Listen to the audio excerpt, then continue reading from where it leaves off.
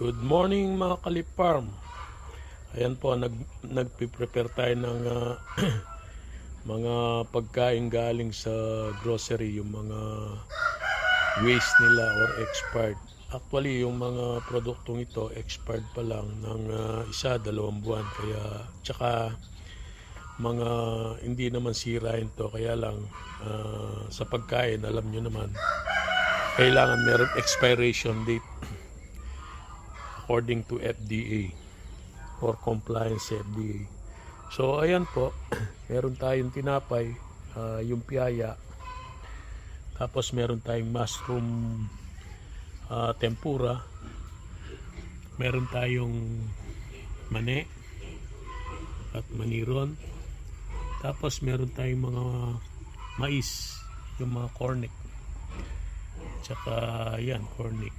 Tapos meron tayong mga bawang, fried bawang. So ayan yung pinagmimix natin. Dudurugin ko. Tapos imimix natin sa kangkong. Tapos dito sa sapal ng soya.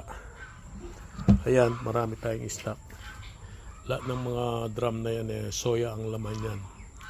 So dinuro na natin para hindi siya masira.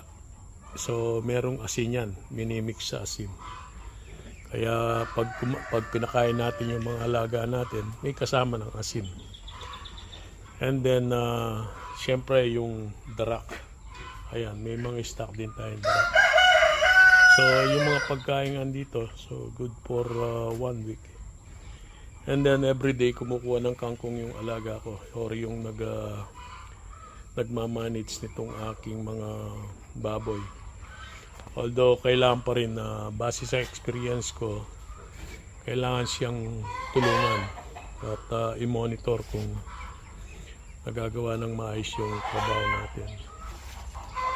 Hindi naman sa, ayan, marami tayong stock dyan.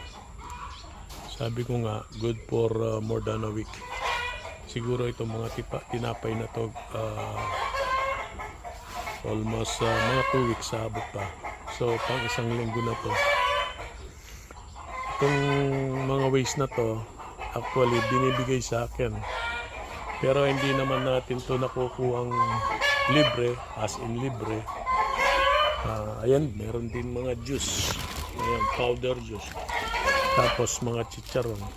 Although yung chicharon, hindi ko pinapakain sa baboy yan. Binibigay ko sa kaibigan ko para pakain niya naman sa ito.